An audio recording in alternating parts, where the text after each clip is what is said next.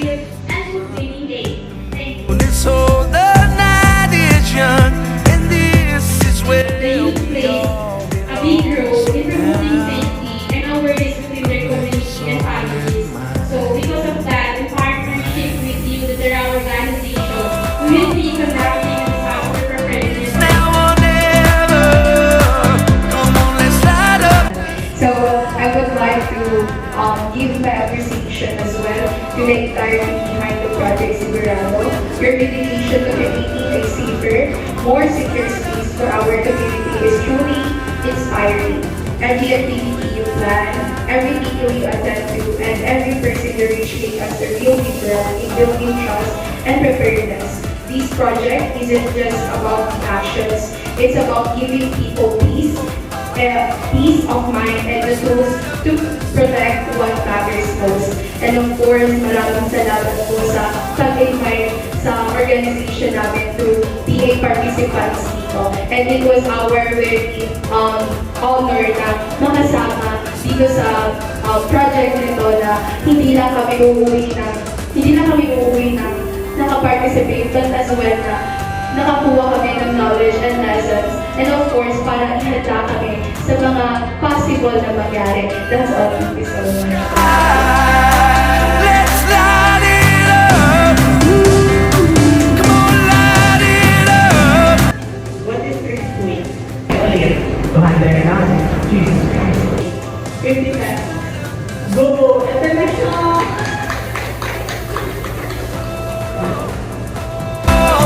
It's now or never. Come on, let's light up the sky. Aside from doon, when we go to the tectonic plates, tayo is naiipit tayo between the Pacific and the Eurasian plate. And yung Mindanao po. Aware kayo doon? Sa Mindanao po. Aside yung, yung tape na. Oo. Ano yung tawag sa pagdalit? Sa fracture in a craft zone po. Dito po yung zone ko na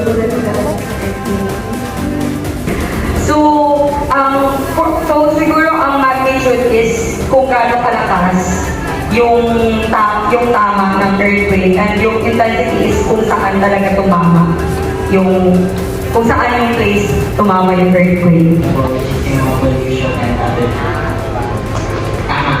I'm sorry. Specifically, sabi niya, meron tayong natural and human-made.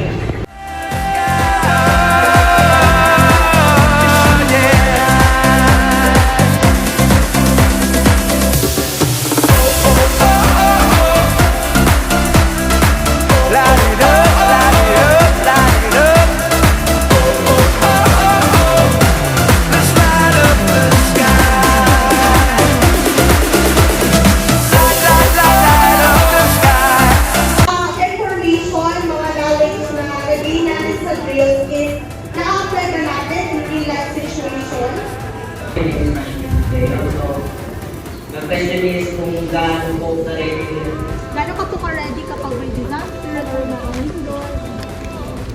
The answer is dependent sa situation. So like, tulad nung sinabi ni Rachel na may namatay mo dito sa midnight. Tayo, gano'n pa tayo ka-ready? Let's sabihin natin maybe. And I know rin na kapag youth is very active ito sa drill side.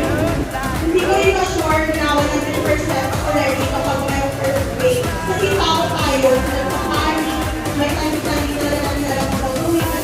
magpanik o makipagsiksikan and do the simple way, which is to jump over the earthquake.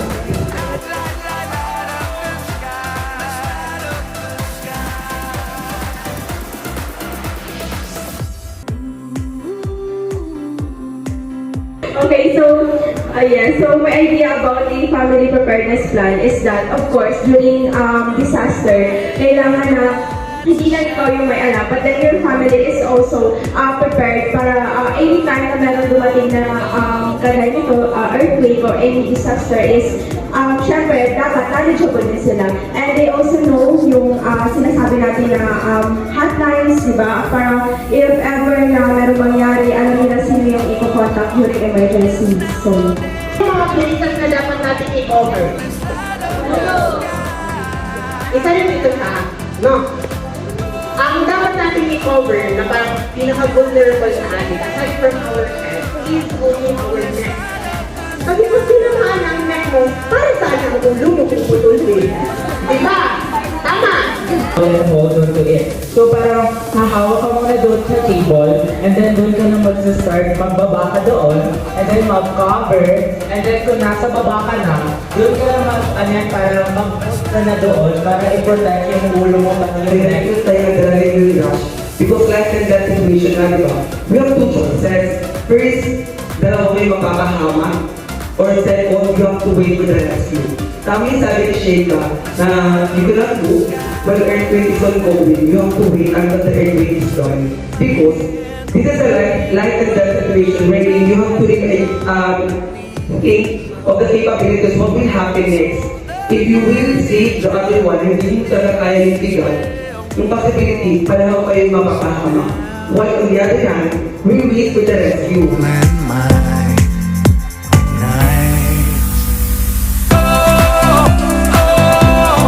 It's now or never. Come on, let's light up the sky.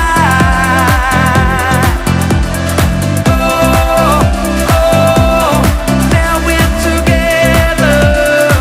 Come on, let's light up the sky. Just you and I.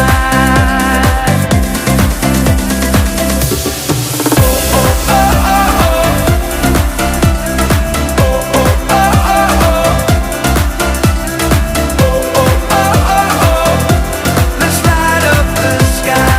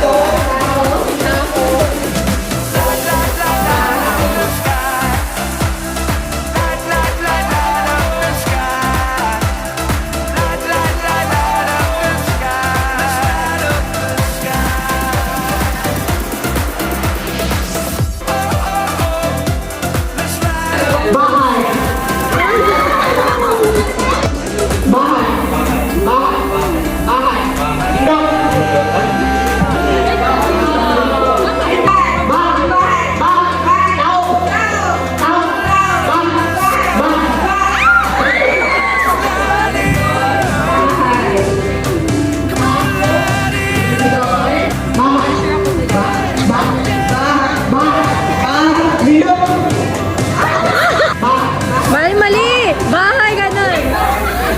Lindo! Lindo! Tao! Tao! Tao! Tao! Tao!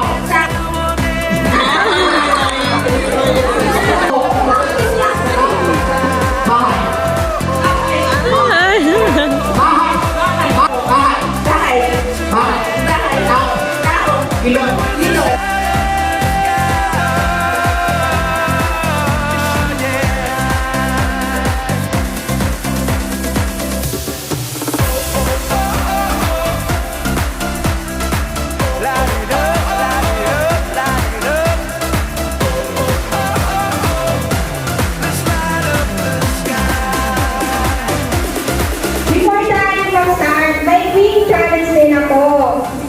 Okay, sandali lang, wait lang siya. So kapag sinabi kong earthquake, ano ang gagawin nyo? Okay, ready ba? Okay, diba? Ganyan ang lingkod mo. Wala akong warning. Yes? Yes? Alright! Yes! Ganyan! Diba? So kanina po, nakita ko natin yung reaction, diba po? Dahil my private signal, dito po, parang ang panic turn into preparedness and confusion turn into confidence. Okay? So parang salamat po sa ating tara organization po, parang sa pagdalo po. At talagang nakita po namin na active po yung uso ng artist, RS4. Yes. So, nasay po tayo. So, my confidence po to safety and readiness. See? See, wala. Mag-reaction kahit isang wala po kayo. So, ganyan na very certainly. Okay? Sinabi niyo sa akin na ating mga parents, missing person na hindi ko na ang earthquake are unpredictable. Katanong lang. So, 50 pesos tikas lang po dahil mahirap na po ako hindi. So, ang tanong po is, di ba na-discuss ko sa akin kanina yung power remote on? So, pwede ka, ano po ang pwede isa lang po. Okay, so to prevent yung pagbulit po ng bagay-bagay po sa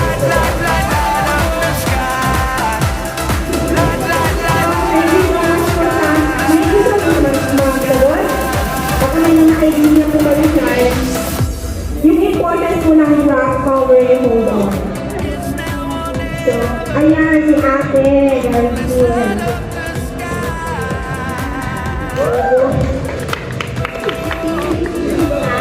Ang importance po ng rock power remote on. Una sa dock, of course, kailangan mo mag-dock para po makapasok ka sa lamesa. Pangalawa is cover.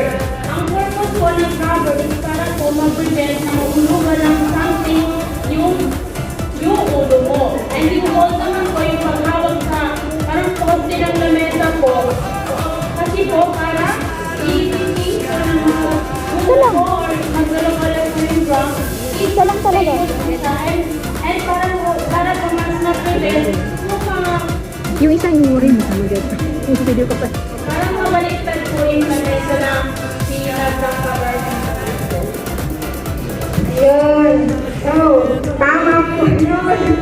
So, ayun po lang. So, talagang sabi ni ate rin kuya po. Yung drum po is mahalaga po siya. No? Unang na yung drum po para po hindi ka matumba. And yung cover po para hindi mo masastan yung ulo nyo. And yun yung hold naman po is para po hindi po kayo natamay yung pag-shake. So, now, ang lecture po natin ngayon is very simple lang po siya. It's about fostering both your safety and readiness. So, paano natin pahalagaan po yung mga na-discuss mo sa atin, paano natin siya maging habits. Okay? Kasi, hindi pwede saka lang tayo lang prepare kapag during earthquake na, di ba? So, di ba na-discuss mo sa atin yung before, during and after. So, tulad kanina, di ba? Ang daming discussion, pero nung dumating ang earthquake, walang gumalaw. Wala nang drop, walang yes. So, mahalaga po na alam natin yung importance po na pagiging water safety and readiness po natin. Dahil hindi lang po yung sarili natin yung magiging safety, kundi pati na rin po yung mga taong nandiyan po sa paligid natin. Gobyerno para sa kakabuti ng komunidad, right? Okay, so ito, nabanggit kanina that earthquake is inevitable. There is no specific sign na magkakaroon ng earthquake. Why?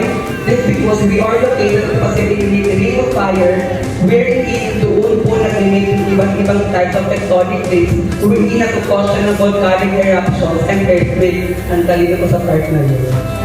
Hindi ko bago ba?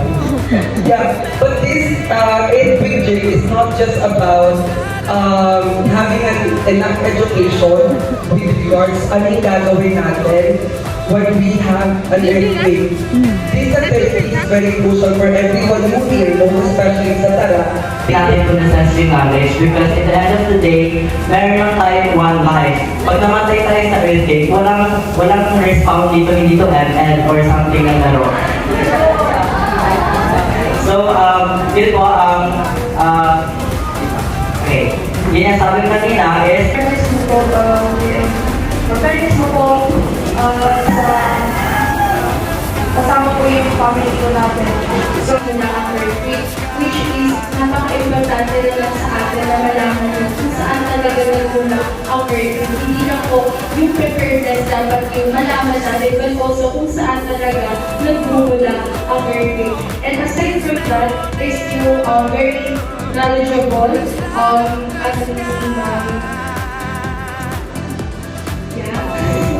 yung about sa family preparedness, yung drug cover and home, and of course, yung mga opinion and asides perspectives ng bawat isa na umandan po dito sa seminar ngayon na as well na makuha yung po ako ng very knowledgeable insights doon sa mga opinion na nabigay nila na doon po pala yung dapat na malaman natin sa bawat disaster na pwede natin ikaharap. And also, naisip ko lang din na yung mga binigay nila, which I kanina pinili ko, and other people na nagsalita ko, na hindi lang po nagagamit yung mga preparedness when giving the earthquake, but also para din po sa ibang disaster. Yung mga lugar, preparedness, mga ganun po na naisip ko na hindi lang para sa earthquake, para rin sa iba ang disaster na pwede makaharap ng bawat isa sa atin.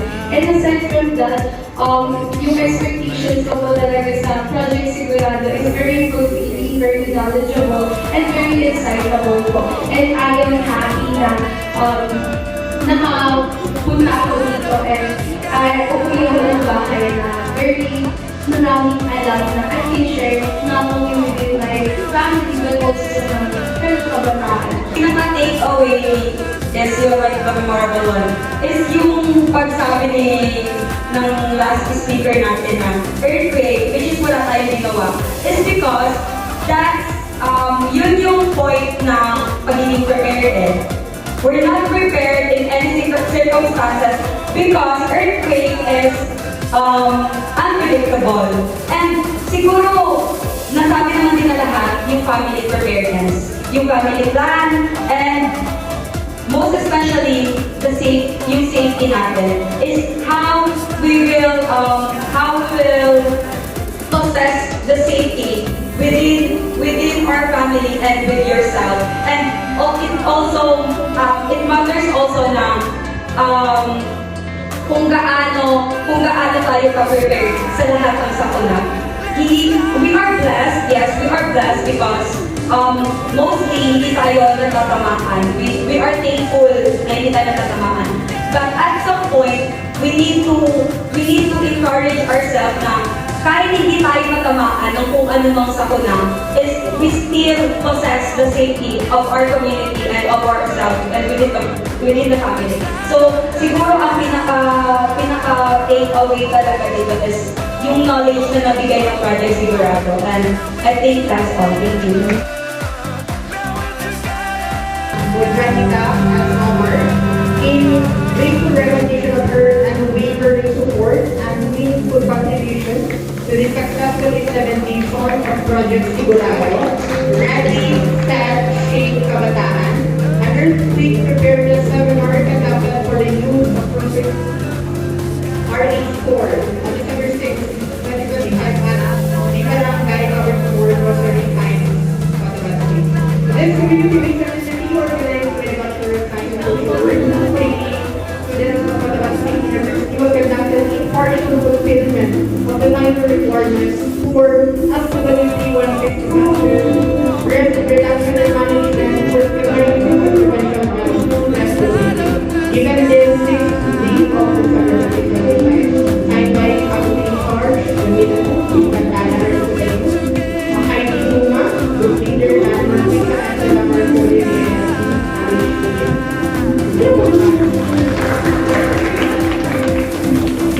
Moving on.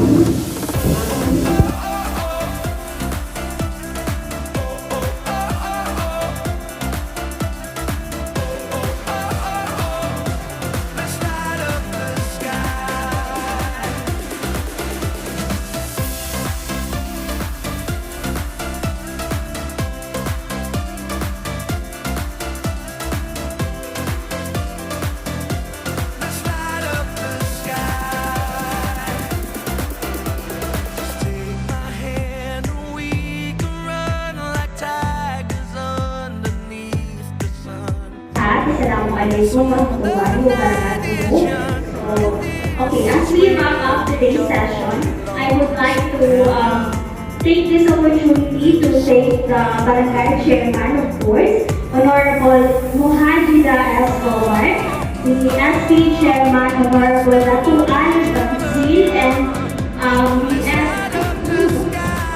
si Nico Muhapa, the President of TARA. And also the resource speakers, the facilitators sa mga klase ko, and also sa mga participants from TARA organization.